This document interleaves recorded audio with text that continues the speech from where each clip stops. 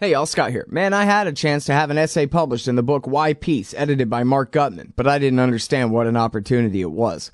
Boy, do I regret I didn't take it. This compendium of thoughts by the greatest anti-war writers and activists of our generation will be remembered and studied long into the future. You've got to get Why Peace. You've got to read Why Peace. It features articles by Harry Brown, Robert Naiman, Fred Bronfman, Dahlia Wasfy, Richard Cummings, Karen Kotowski, Butler Schaefer, Kathy Kelly, Robert Higgs, Anthony Gregory, and so many more. Why Peace? Because war is the health of everything wrong with our society. Get Why Peace down at the bookshop or Amazon.com. Just click the book in the right margin at scotthorton.org. All right, y'all, welcome back to the show here. I'm Scott Horton. This is my show, The Scott Horton Show. And our first guest on the show today is our old friend Bob Murphy from the Ludwig von Mises Institute at Mises.org and his own great blog at Consulting by RPM, that's Robert P. Murphy, Consulting by RPM.com. His books are The Politically Incorrect Guide to Capitalism and The Politically Incorrect Guide to the Great Depression and the New Deal, both of which are excellent. Welcome back to the show, Bob. How are you doing? Thanks for having me, Scott. I'm doing great. Good, good. Very happy to have you back on the show. So tell me something. My whole life, and I'm only about 37. I like to say only. I'm feeling a little older. I'm only about 37, but and maybe this is partly just a Texas thing. I know in the 1980s it had a lot to do with what they called the oil boom and all that, but I was a kid at the time, didn't know that much. But I've seen some booms and busts. I remember in a whole giant part of Northwest Austin, they had built all the roads and fire hydrants and even put in the group mailboxes and whatever, and built entire subdivisions where there were no houses, and it stayed that way for 10 years.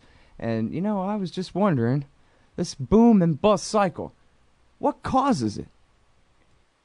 Well, I subscribe to what's called the Austrian theory of the business cycle that was primarily developed by Ludwig von Mises. And that says that, look, interest rates in a market economy, they have a function. They do something, and it makes a difference whether interest rates are 7% or 2%. And so in the conventional view, what do most economists say? You hear this on CNBC or read the Wall Street Journal or whatever, is they say, oh, if the economy's running slow, well, then the Federal Reserve should cut interest rates and provide some stimulus that way, and let's hope that that works.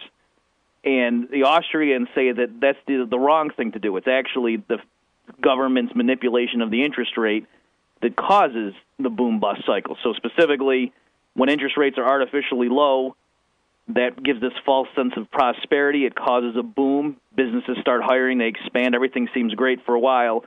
But just printing up money or electronically creating more money and sending it into the loan sector, pushing down interest rates, that doesn't actually make us wealthier. And so it's a boom built on an illusion, and eventually it comes crashing down. So the way to get rid of the business cycle is to stop tinkering with interest rates and just let prices do their job and tell the truth. Mm-hmm. Yeah, but, you know, it seems like there's always so much change and innovation and good things that come out of the booms. Maybe it has to be that way, or else everything would just be stagnant all the time. Well, I guess there's no way to know unless we didn't have booms and we could see, but I mean, it doesn't, if you think about it, it's kind of odd that why should there be these recurring periods, this cycle where everybody makes all kinds of mistakes and they get over-optimistic, and then there's just an awful economy for a few years later. The point is, why couldn't you just have innovation in a more stable, sort of accumulative manner where good things keep happening? And I mean, you don't often see something like that in the natural sciences, for example. It's not that every few years, all of a sudden, the physicists all realize they've been wrong for a few years, and then there's a depression in the state of science, and then it bounces back. No, there's constant innovation and discovery, and things typically just get better and better. And so that could happen, too, in the economy, so long as the foundation were there and you let prices do their job. Mm-hmm. Well, you know, when I went to, junior college, basically, community college, what I learned about it was, and I guess I learned this even in maybe junior high school and high school, too. It came up in just social studies class from time to time about booms and busts, because that's the history of the world, you know? And the explanation was always, well, you know, yeah, that's what happens. And I think this is what you're saying. The reason we have the system we have is in the name of stopping this from happening, because that's what happens. But what you're saying is the cure is the cause. Right, and I think for your listeners in particular, I mean, you can see this in any other area where the government rolls up its sleeves and says, we're going to help, we're going to fix this. whether it's foreign policy protecting us from terrorism or whether it's domestically to cure poverty or to fix education or to make people healthier, whatever area the government touches, not only is it that the specific thing it's doing today is counterproductive, but then when you sit back and look at history, you realize the very problem that you're looking at has been exacerbated by previous government attempts to so-called fix things. And so it shouldn't shock us that the same is true when it comes to the business cycle, that far from being a sort of counter-cyclical force to lean against the wind and fix what that rascally wildcat free market would do on its own, it's actually the politicians and their intervention in money and banking that causes or exacerbates the business cycle. Mm-hmm. All right. Well, now, so let's get back to the mechanics of how this is supposed to work a little bit, the cluster of errors and all that. Seems like, the basic premise, okay, they hold interest rates too low for too long, so that makes it seem like money is artificially cheap when the price level on the market would actually be higher to borrow some money. So people end up over-investing, something like that. But, well, how come entrepreneurs and businessmen, especially the big businessmen and the big bankers and all them, how come they can't all just see this coming and adjust? That, Greenspan's got the rate too low for a while now, so we've got to save for a rainy day because we know that Bob's right and the bust is coming. Well, I think that there is that element involved as well, and so you just get into this game of chicken where the Fed has to, quote, stimulate even harder to get the same result compared to what it would have had to do decades ago before people started really analyzing this pattern and getting it. But I mean, think about it. Think about like with the price of crude oil, for example. If the Fed came in and just started buying certain options in order to suppress the price of crude oil and get it to go down to $50 a barrel, and people really could go into the market and get oil at that price, you couldn't expect everyone to say, now, guys, come on, let's just pretend the price really is whatever, $95 a barrel, and just buy as if that were the real price. You couldn't expect people to do that because people would cheat. Somebody would say, well, I don't know. I really can right now go get it for 50, so I'm going to go ahead and do that and move to the head of the line. And then also on top of that, you don't know what the actual real price should be. So even if we see that Bernanke is pumping in $85 billion a month, and so we know interest rates are lower than they otherwise would have been, we don't know exactly what the level should have been. I mean, in other words, if you don't actually need the market price to know what it should be, well, then the market price serves no purpose. But the point is people do rely on actual market prices to help adjust their behavior. And so if the price is wrong, at best, then the signal is noisier than it otherwise would be. So for all those reasons, that if interest rates really are basically 0%, then the big banks and whoever has access to the Fed, they are able to borrow at that.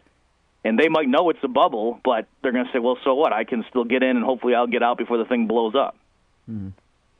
Well, 100 years ago when they passed this thing, they pointed at all these panics that happened before they passed it and said, this is why we got to pass it, Bob. So it can't have been their fault for the panic of 19 this and that before they ever existed. Right, so that's a good point.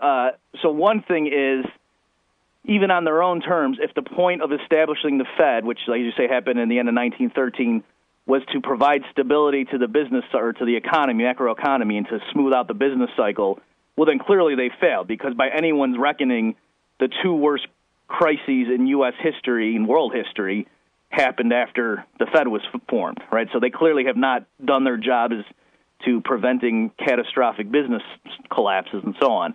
But then beyond that, more accurately, what the Austrian theory of the business cycle says is that it's artificially low interest rates caused by credit expansion. So the existence of a central bank systematically makes that more severe than it would be if you didn't have a central bank. But the actual culprit is to have interest rates that are below the market level. And so that can happen when governments give privileges to commercial banks, even if there is no central bank there. Right. And in other words, as long as the government panics. says that they can create it out of nothing, then they can loan it out at really low rates, because who cares? They're making 1,000% interest anyway. Right. So a lot of it here, you get into fine distinctions. So some Austrian economists, they don't all come down exactly on the same page on this issue. But you're right. The problem here is what's called fractional reserve banking, where the bankers are allowed to effectively, as you say, create money out of thin air, is the metaphor we use.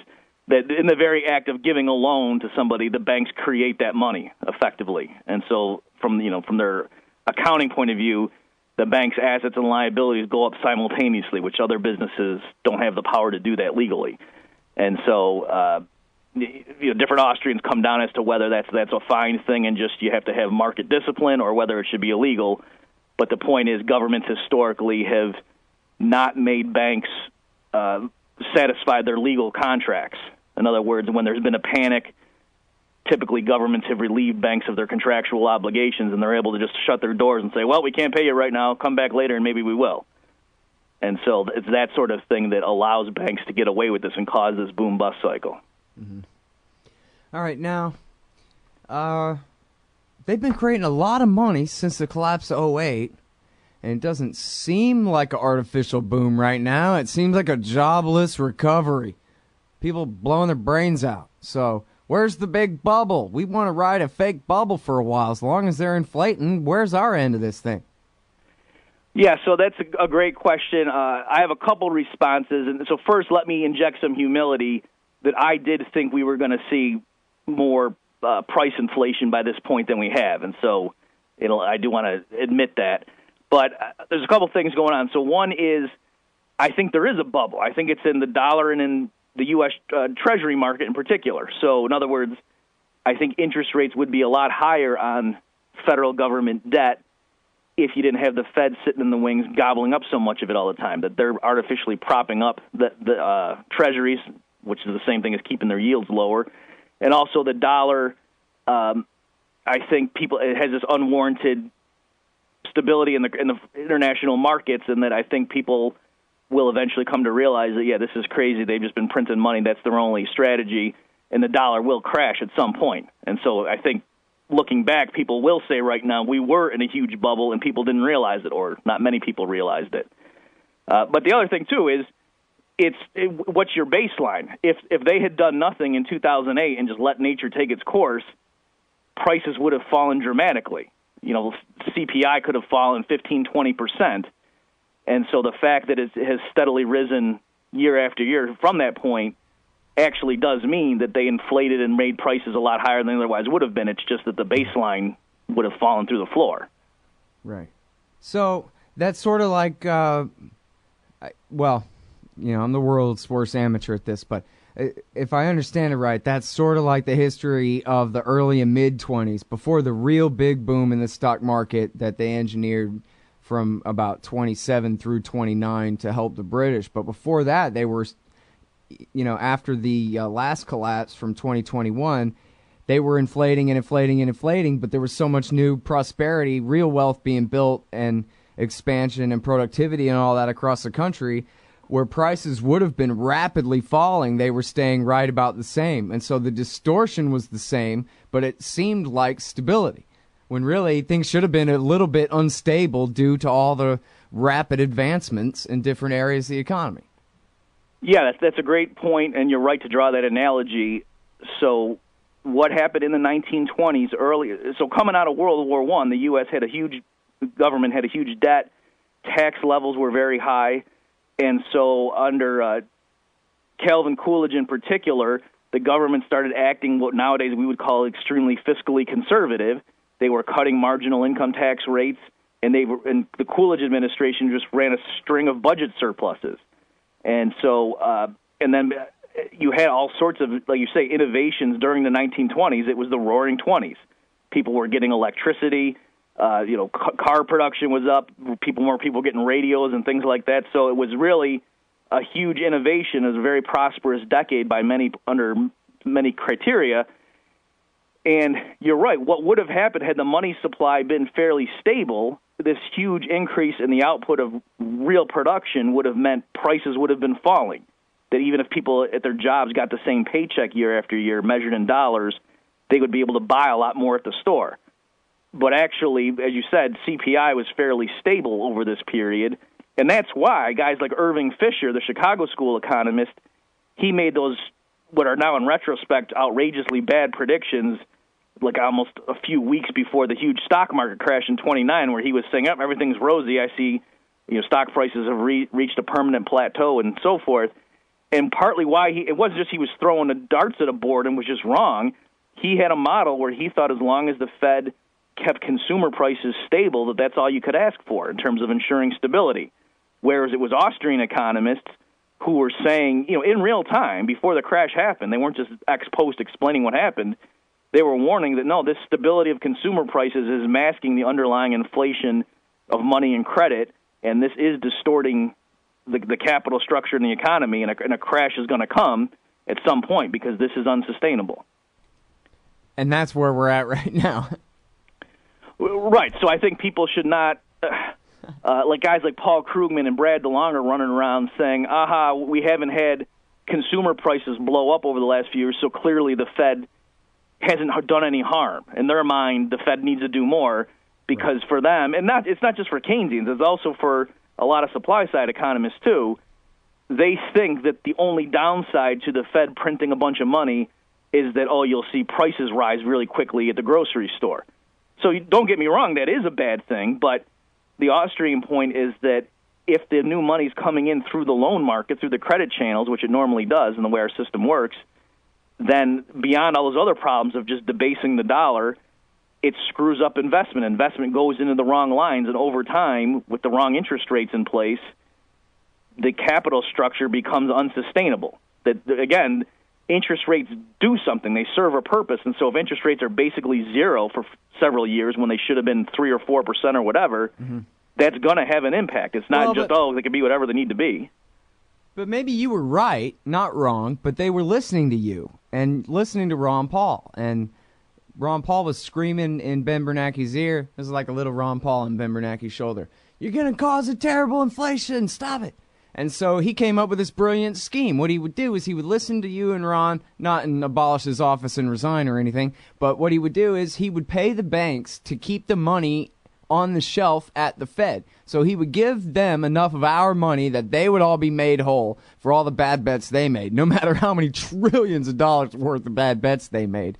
But like you just said, if the money is coming out into the market through the loan system and whatever, it's a problem. But it's not, right?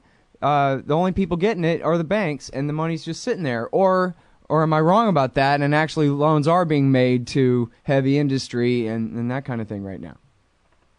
Okay, well, you're certainly right that the vast bulk of the money that Bernanke has, and when, of course we say Bernanke, we mean the Fed, has pumped in is not in turn being used as the basis for further loans by commercial banks to their customers. So that's certainly true, and there's lots of reasons for that. Some is just that I think the loan prospects are bad, and the commercial bankers are skittish and say, well, no, we're afraid of making these kind of loans. But also, as you say, the Fed is literally paying bankers not to make new loans. And so that's another factor on top of all this that just makes it so ridiculous that they sold all this stuff as a way to resuscitate the lending to Main Street to make sure that pipeline to small businesses stays intact, which is crazy. As they were saying that, they were setting up a plan to literally pay the banks to not make new loans, to keep their money parked. It would have been worse if they had gone ahead and inflated Main Street too, right?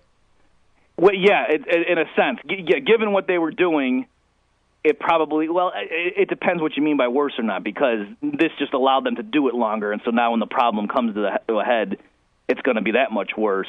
So I'm not sure. I understand what you're asking, that, yeah, the problem on what they were doing and inflating all that, putting all that money in would have been more apparent right away had those banks in turn just gone out and lent that money and used it as the basis of making loans to their customers, because then you would have seen prices at the grocery store rise rapidly and so on.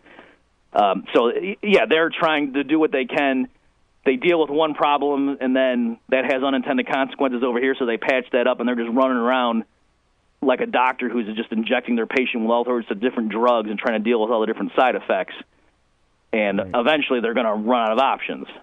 Now, so one thing that I think is probably puzzling to a lot of people is that Ben Bernanke and Greenspan before him, I mean, I know that, Bill Clinton reappointed him or whatever, but Greenspan was originally chosen by the Republicans, right? And Ben Bernanke's a Republican, and yet you're talking about these maybe it's not right to call them Reaganites. I think they're Reaganites, Chicago school guys, but you're talking about them like they're a bunch of stinking liberal Democrats, like this new chairman of the Fed that's coming in to replace Ben Bernanke, when really the right is the total opposite of the left, Bob. Yeah, it's funny. When it comes to monetary policy and the actions of Federal Reserve officials in particular, the standard left-right paradigm, I mean, not that the paradigm holds up in other areas very well either, but here it really does break down that whether it's the people in the Obama administration or people in the Bush administration, I mean, everybody is bailing out Wall Street. You know, it's not that either one of them was really hostile to the big banks or whatever. They like to talk to the public and make it look like they are really cracking down when at the same time they're shoveling billions of dollars into their pockets. And so, and the same thing, too, that the allegedly free market Chicago school approach, hey, hands off, let the market do everything, they also think that, oh, no, the one place where you can't let the market do something is in the production of money. That's where you need to have a centrally planned system where the government has a monopoly on the issuance of currency, and you have to have central planners setting interest rates. So, I mean, none of that makes any sense in terms of the standard rhetoric, but that's the way it plays out in U.S. politics. Mm-hmm. Well, and so now let me ask you this, because, well, I think that's such an important point, just to harp on it a little bit more, that that people know that, oh, yeah, there's a big old fight between the Democrats and the Republicans, the Keynesians and the Chicago school about this stuff. But meanwhile, the Austrian school is over here having, completely on the outside of that argument and completely on the outside of power and getting it right. And I think that's kind of a wake-up call for people who sort of, when they're going from especially talk radio people, when they're going from listening to Rush Limbaugh and thinking the Republicans are somehow the cure for the Democrats or something like that, that's how they start realizing. They're like, wait a minute, the Republicans' economics are just as statist and socialist and inflationary and really look and feel exactly the same as what liberals think they ought to be doing too. I've heard a lot of conservatives react that way, that, when it comes down to, well, not everything, but something very important like central banking and how it works and inflation and counter-cyclical this and that and whatever, all this business cycle stuff, when they realize that the Republicans and the Republican economists are just as bad as the liberals on this stuff, I think it really helps bring them our way. Probably not when they hear me talk about it. But yeah, if I could just elaborate on that, like a classic example would be TARP, where a lot of so-called progressives were okay with that, whereas it was the libertarian Austrian school economists who were saying from the beginning, even in the midst of the crisis when everyone was telling us the world was falling apart, who were saying, no, that you can't do that. You can't have the government assume ownership of banks. And so it's odd that you had so-called liberal progressives doing that who are okay with bailing out all these evil fat cats on Wall Street. But at the same time, too, since it was a Republican in office at the time, you had all of these right-wingers, these commentators, who were okay with it as well. But if some dictator in South America had nationalized banks during a crisis like that, the people at the Wall Street Journal and on CNBC would have no problem denouncing the guy as a socialist and say we should probably start bombing his country. But since it was the Bush administration that did it, it was, well, we have to do this. We can't just let the markets collapse. Right. So it was, once again, the Austrian school libertarian economists. You can say they're crazy and they have extreme views, but at least they actually are consistent with their own rhetoric, whereas the progressives and so-called fiscal conservatives, when it was their people in power, they conveniently do things that violate what they say they believe in. Yeah. And what's so crazy about anything that the Austrians have been saying this whole time? I mean, maybe we shouldn't invade the Middle East and all that. I don't know. I thought that was pretty reasonable. And really, that's my last question, too, is, there's this book, The Great Deformation, and I'm under the impression that the author talks, so it's making a big splash around.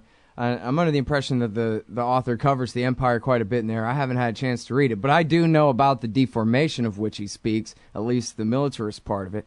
And, I talked with Michael Swanson, the author of The War State, and we did like a 4-part interview about his new book, and it's all about the rise of the military-industrial complex and the military economy. And it's been almost 70 years. And so I think what I want to ask you is, what if, all of a sudden I don't know, Ron Paul became president after all, something, go back in time or another dimension or something, and all the militarism is just abolished. The Pentagon and the National Security State and the Homeland Security State, all of y'all got to go get real jobs. That's it. Pentagon budget cut to nothing. As Ron Paul once told the Washington Post, we could defend this country with a couple of good submarines. So my question is, after 70 years of building up a gigantic world empire and military state, how bad of a deformation is it, and how bad would it hurt, all other things being equal, how bad would it hurt to make a severe adjustment like that, right? Like I Dream of Jeannie style, that's it, it's just gone. And all those people got to do something else for a living now. What do you think would happen? Well, it would, on paper, there would be a bad recession, in terms of the conventional statistics, because the way they measure GDP, a dollar of government spending is automatically counted as a dollar of output. And so if the military budget gets slashed by whatever, $400 billion a year or whatever number they pick, then automatically that's going to be a drop. But those resources would then now be available for use in the private sector. And so rather than going into building bombs and things that aren't directly useful to anybody, they would go into making TVs and cars and microwaves and things like that people do directly value. So I think the analogy would be in 1946, where there was a huge rollback in the size of the U.S. federal government as World War II had ended. And on paper, there was a recession, but people don't think of the late 40s as a return of the Depression. And in fact, a lot of Keynesian economists warned as the war was winding down that, we better switch over and start spending on social programs or domestic programs, because what got us out of the Depression was the wartime spending. And now as we have peace looming, we're going to go right back to the Depression if we just cut the budget foolishly. But they were wrong. That didn't happen. That the soldiers coming home were able to get reabsorbed back into the economy in productive lines and so forth. So the economy can be resilient and the market works, but you have to let it work. You can't have price control. You can't have the government trying to steer resources where the politicians think best.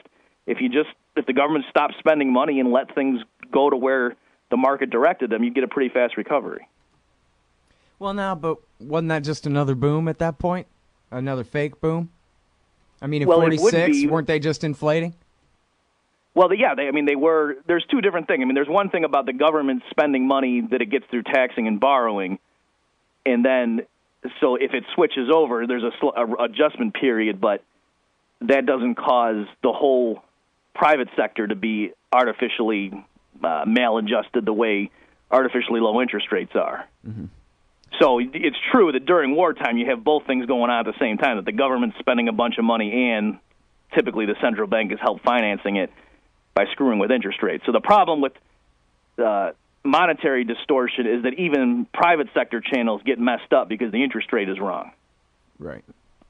All right. Well, and with that, we got to stop because we're all out of time. But thanks very much for your time. It's great to talk to you again, Bob. Appreciate it. Thanks for having me, Scott. All right, everybody. That is the great Bob Murphy. He's the author of The Politically Incorrect Guide to Capitalism and The Politically Incorrect Guide to the Great Depression and the New Deal. They're both really, really good. I highly suggest you read them and give them to your friends and family for Christmas. And he writes at Free Advice, consultingbyRPM.com, and we'll be right back. Fact. The new NSA data center in Utah requires 1.7 million gallons of water every single day to operate. Billions of Fourth Amendment violations need massive computers and the water to cool them. That water is being supplied by the state of Utah. Fact. There's absolutely nothing in the Constitution which requires your state to help the feds violate your rights. Our message to Utah: turn it off.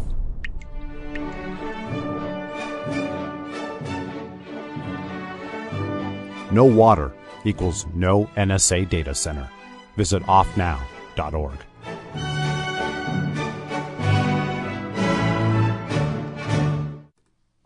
Hey y'all, Scott here. The jobless rate in America keeps climbing. Food stamps and other social welfare spending continue to increase at an alarming rate. And the only thing that's kept this whole so-called recovery going at all is the Federal Reserve's inflationary printing press. Seems like 2008 might have just been a rehearsal for the financial crisis still to come. So now let me talk to you about this great video by Dr. Martin Weiss from moneyandmarkets.com. The video spells out how this disaster will affect you and create enormous financial opportunities if you know how to recognize a true diamond in the rough. Weiss shows when stocks have crashed and even gives the names of the biggest banks that are most likely to fail. Before you invest $1, take the time to watch this new video. Go to crisis16.com. That's crisis16.com. Learn from the experts how to evaluate these opportunities and start making better informed decisions that will lead to a better return on your investments. That's Dr. Martin Weiss at crisis16.com. Hey, all, Scott here, hawking stickers for the back of your truck. They've got some great ones at libertystickers.com. Get your son killed, Jeb Bush 2016. FDR, no longer the worst president in American history. The National Security Agency, blackmailing your congressman since 1952. And USA, sometimes we back Al-Qaeda, sometimes we don't. And there's over 1,000 other great ones on the wars, police, state, elections, the Federal Reserve, and more at libertystickers.com. They'll take care of all your custom printing for your band or your business at thebumpersticker.com. libertystickers.com. Everyone else's stickers suck. Hey, all, Scott here for myheroesthink.com. They sell beautiful 7-inch busts of libertarian heroes Ludwig von Mises, Murray Rothbard, Ron Paul, and Harry Brown. I've got the Harry Brown one on the bookshelf now. Makes me smile every time it catches my eye. These finely crafted statues from myheroesthink.com make excellent decorations for your desktop at work, bookends for your shelves, or gifts for that special individualist in your life. They're also all available in colors now too. Of course, gold, silver, or bronze. Coming soon, Hayek, Hazlitt, Carlin. Use promo code Scott Horton and save $5 at myheroesthink.com. Why does the U.S. support the tortured dictatorship in Egypt? Because that's what Israel wants. Why can't America make peace with Iran? Because that's not what Israel wants. And why do we veto every attempt to shut down illegal settlements on the West Bank? Because it's what Israel wants.